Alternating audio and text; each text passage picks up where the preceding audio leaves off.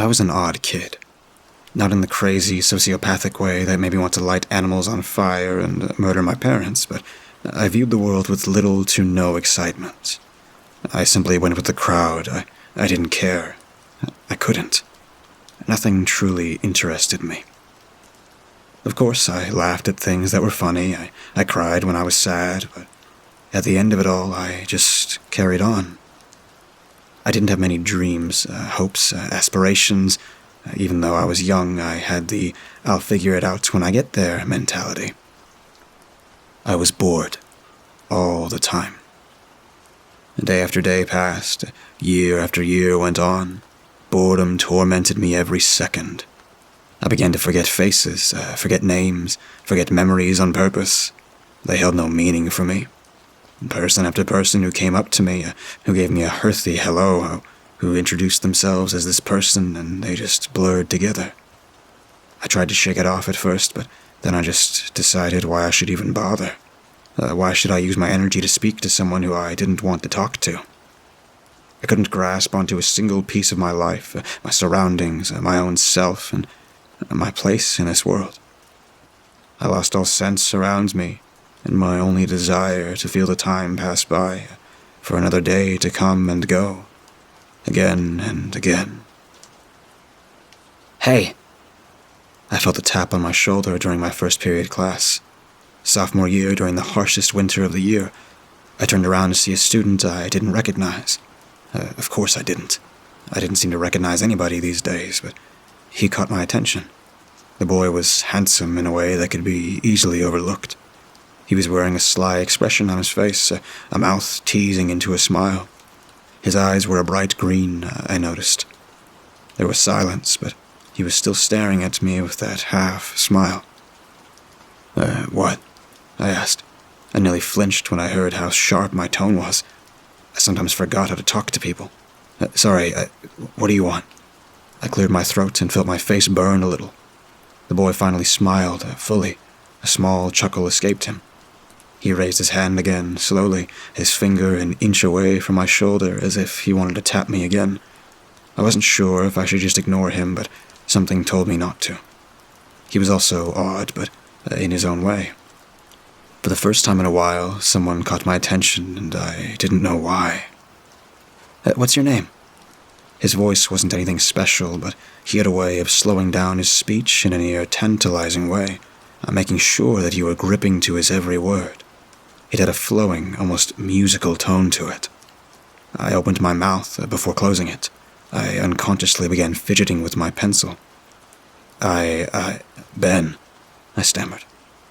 What was wrong with me? My face was burning. I tried to subtly cover my cheek with a hand to cover up how red it was. "Ben, as in Benjamin. Can I call you that?" the boy asked me, lazily moving his hand away from me. The setting sun made his red hair glow a little brighter. It looked like flames. He looked beautiful. Sure, I nodded. I couldn't understand it, but he seemed to have an unending amount of confidence, or maybe he just didn't care. He looked as bored as I was, but unlike me, who was waiting for something interesting, he decided to take action. "Who's that?" He pointed to the girl sitting in front of me. "I don't know," I responded sheepishly. I wasn't lying. "Oh, what a shame," he sighed loudly, his deep dark eyes slowly dragging back to me. After a few seconds, he laughed softly, waving my hand in front of my face as if to catch my attention. I realized I was staring. My face began to burn again. He leaned forward, cupping a hand over his mouth so only I could see what he was saying. "Benjamin." His voice was a deep rumble, a whisper. "Are you bored?" I blinked, taken aback. Yes," I replied. The boy smiled. Who was he? He was such a bizarre character. I was absolutely fascinated. "Benjamin," he said, slowing down his sentences even more, the last letter of his every word swinging upwards in a sing-song tone. "Can you be my friend?" Wait, what's your name?" I changed the subject. "Would you even remember it, Benjamin?" The boy pouted. He was acting silly, but his voice was deep and scalding. I paused a few seconds, trying to comprehend what this entire conversation was. Of course I would, I said, trying to act naive. I wasn't even sure I could if I tried. I'll hold you to that. But not now. The boy raised his hand out more and touched my shoulder over again. Do you believe in the supernatural, Benjamin? He asked, focusing on the shoulder that he was poking. Why was I letting him do this? No, I don't. Can you? I pointed at his hand, which was still on my shoulder. His sly expression dropped to a more disappointed one. Sorry, I blurted out. His eyes snapped to me, suddenly brightening. He pulled his hand back. You don't believe in anything? Ghosts, vampires, ghouls, shapeshifters? He asked. No. Please? Please? I repeated in utter confusion. Are you a ghost or something? The boy shook his head, before sighing loudly. I'm a little different from a ghost. Something told me he wasn't lying. I wished he was, but that look in his eyes... what are you? I'm a parasite, he murmured softly, his eyes downcast. He brushed back his hair, his fingers tangled in a few golden strands. He smiled once again, but this time it was warmer. It was more sincere. I'm looking for a host. What are you talking about? I raised a brow. He was definitely just crazy and nothing else. Crazy people were nothing new. I internally rolled my eyes, ready to ignore his words. Benjamin, if you think you're going to forget me, then you got another thing coming. He frowned. I nearly flinched at his tone. It was harsh, angry. His mouth was curled up into a snarl. Excuse me. I don't know why, but that anger, I saw it. It produced such an intense fear that I nearly wanted to run. The moonlight and the darkness filtering through the window made that fear ever more visceral. I'm kidding, Ben.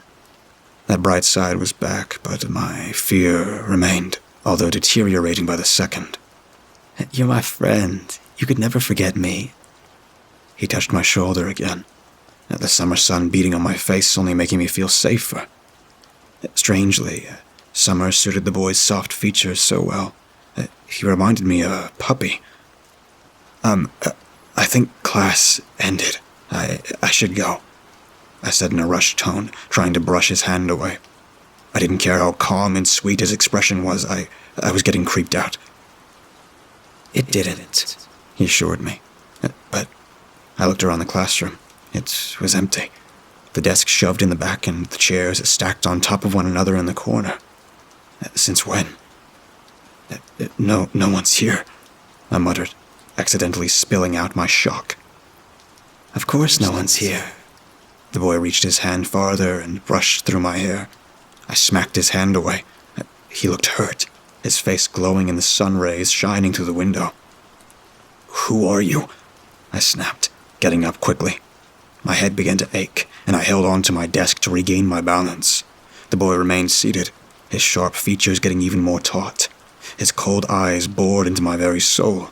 His arms shot out at an inhuman speed, snapping my wrist. Where are you, Benjamin? He asked. I couldn't see his face very well. The night sky was above us both, but the stars were barely even visible through the trees. I stepped back. Where was I? I looked around, my head feeling like it was about to be ripped apart.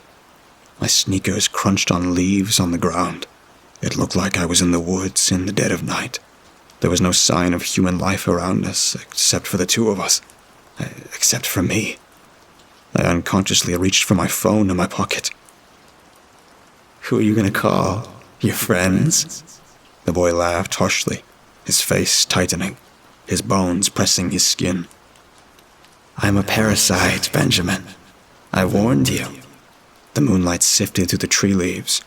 Every crevice and indent of his face was contrasted darkly with the features of his skin that were lit by the moon. I couldn't even see his eyes. Led. I tried to pull my arm away from his grasp, and to no avail. You know, Benjamin, I feast on thoughts. I feast on you, on your every perception of reality. I have utter control of you. He chuckled before his jaw clenched. But I don't like you. You're disgusting. Your memories are altered already. Your reality is something I can't grasp. To think I could only hold your attention for 5 minutes before resorting to force. You're a spoiled piece of food, Benjamin. What the hell are you talking about? I yelled. His grip was so tight I could see my circulation was being cut off. My hand was turning a deep purple. You can't remember anything around you. You live such an isolated life. It's pathetic. He snarled. His skin was getting thinner. It was like half a ply of tissue paper stretched over his bones. You can't even remember what I look like, right? What? Could I? What's my name, then, Benjamin? You never told me, I yelled. I didn't. Or did you just cut that out of your memories, like you cut everything else out of your life? He hissed, pulling me closer to him. You're unreliable, Benjamin. Live your life like this, there are creatures worse than me who'd find you as a delicacy. I couldn't respond.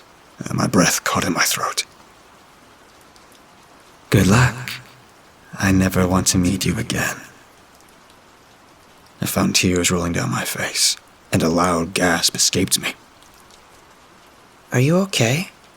The girl sitting across from me turned around to face me, her expression filled with worry.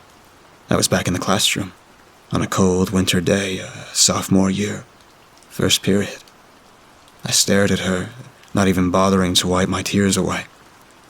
I couldn't move, each breath of mine heaving and harsh. I don't know if I can change, but I want to. Your name is Abigail, right?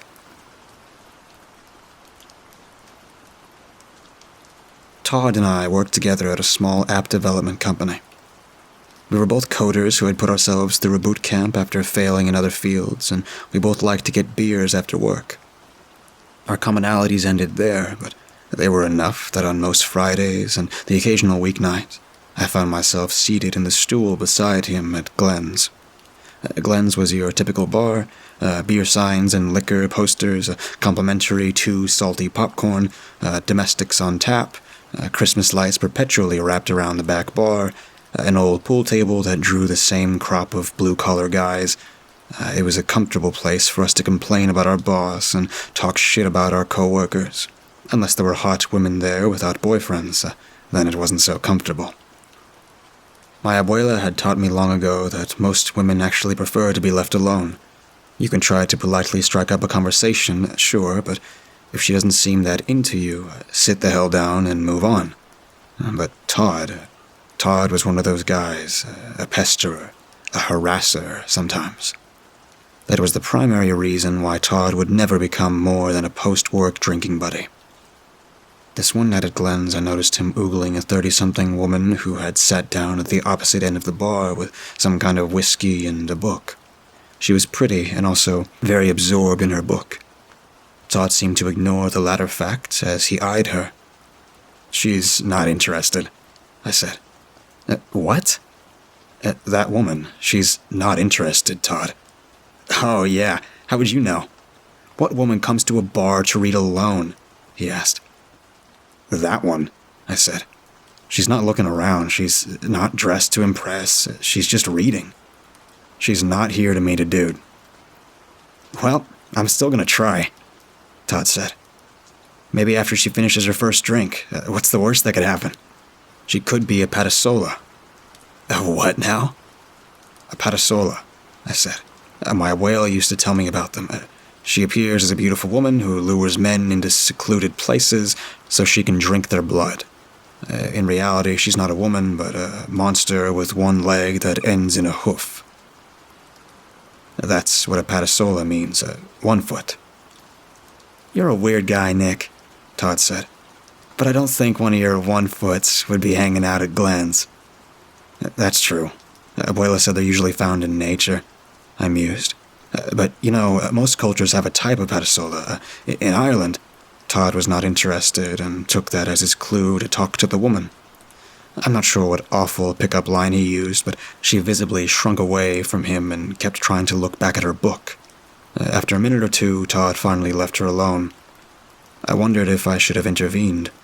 I wondered that a lot, but Todd was Todd. He'd usually give up or get kicked out without my help. That was last December. In March, Glenn's had to shut down and our work moved remotely.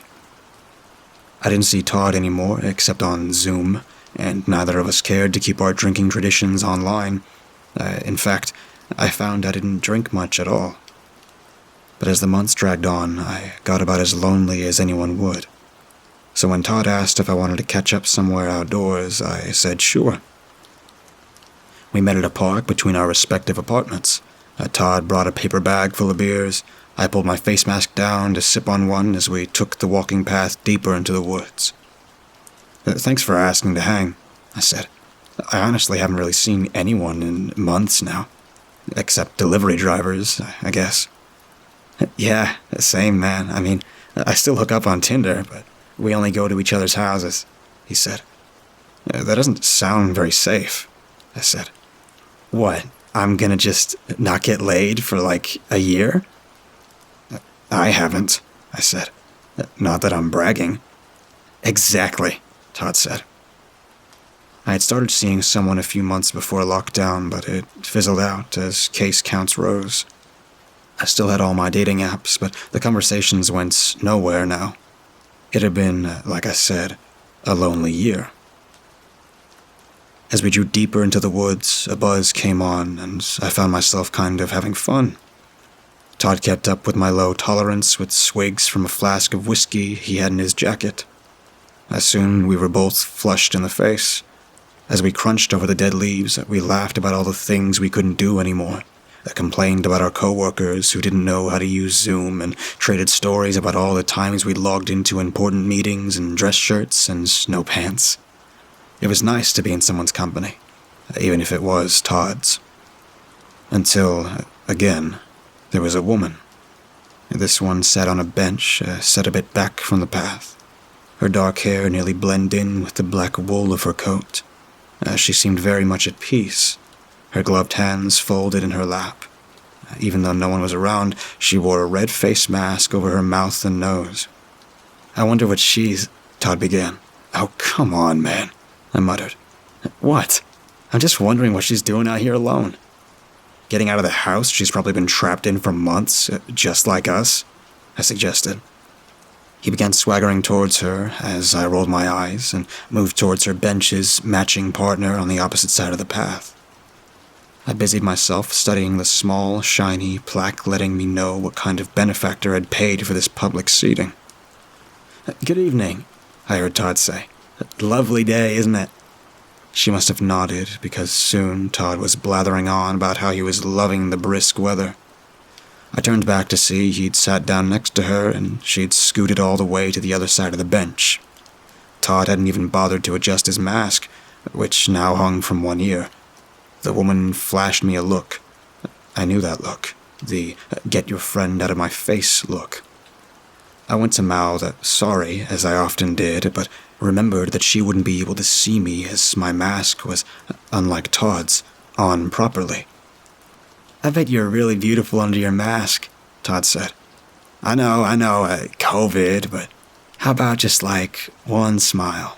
For me. This is the first time I left my house in, seriously, months. She shook her head. She looked at me again, pleading. Oh, come on. If I promised to stand 6 feet away, I think it'd be better if I didn't, she said. What, are you secretly ugly? Todd asked. I bet not, though, right? I bet you're just afraid you'll stun me with your beauty. God, Todd, he was the fucking worst. For as much fun as I was having a moment ago talking to a human being, it really had been nice to go months without being embarrassed to be friends with a complete jackass. Had I really missed Todd? No. Turns out I could only miss Todd in the complete absence of all other people.